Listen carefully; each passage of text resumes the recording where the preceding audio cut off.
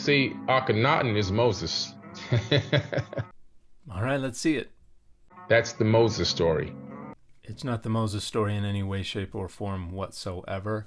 It's just somebody who ruled in Egypt around a time period that some people think Moses was there, who scholars used to think introduced monotheism to Egypt, and since people used to think Moses introduced monotheism to Israel, then maybe they're the same person. But there are absolutely no data whatsoever that indicate they're the same person.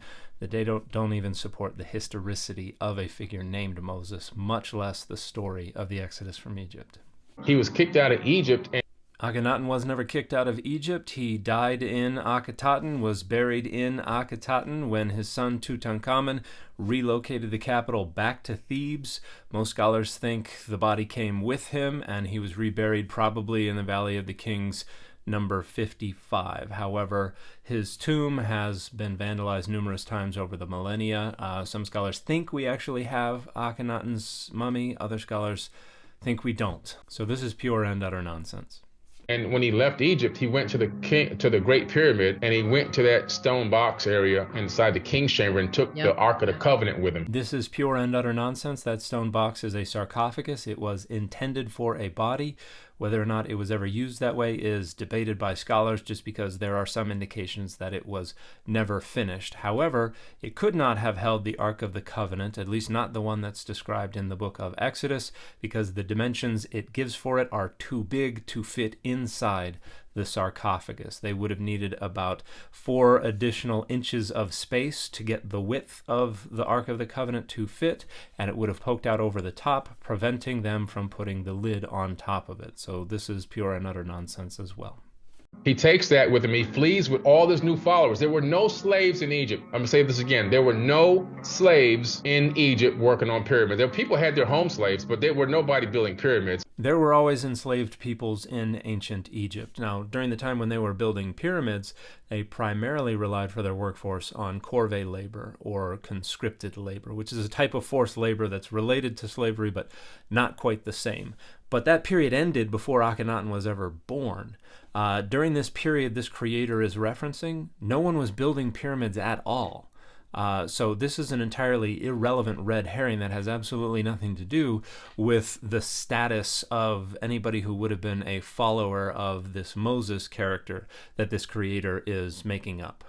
We know this for a fact because we have all the work records. We discovered all the broken legs and broken arm records. We have all the payroll records, all of them. Yeah, this is just laughably untrue. The people that were this Exodus that left out of Egypt, they were the people who converted from believing in multiple gods to believing in the one God religion, monotheism, following Akhenaten. Akhenaten didn't introduce monotheism. Monotheism is a philosophical creation of a much later time period. And he fled with all these people out of Egypt with the Ark of the Covenant. And that's why the powers that be sent an army after him. They're like, you took the source of our power with you. We got to have that. And they fled after. This is just made up. He never crossed the Red Sea. That's a mistranslation in the Bible. He crossed the Sea of Reeds, which is a closer, much smaller sea. This is false. It's not a reference to 2 different seas. It's a reference to one and the same sea, but they do have different names. The Hebrew Bible designates this sea Yam Suf, which means Sea of Reeds. And then by the time we get to the ancient Greek translation of the Hebrew Bible, the Septuagint, the Greek designation, the Greek translation of Yam Suf is Erythra Thalassa, which means Red Sea.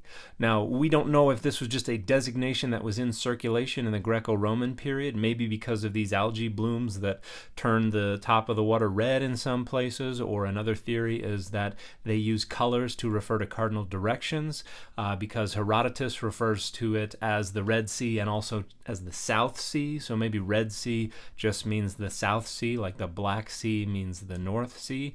So there are different theories about why we have these 2 different names, but the English designation Red Sea is based on the Greek translation and not directly on the Hebrew designation Yam Suf.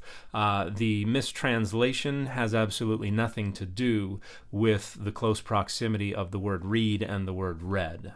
That's just a coincidence.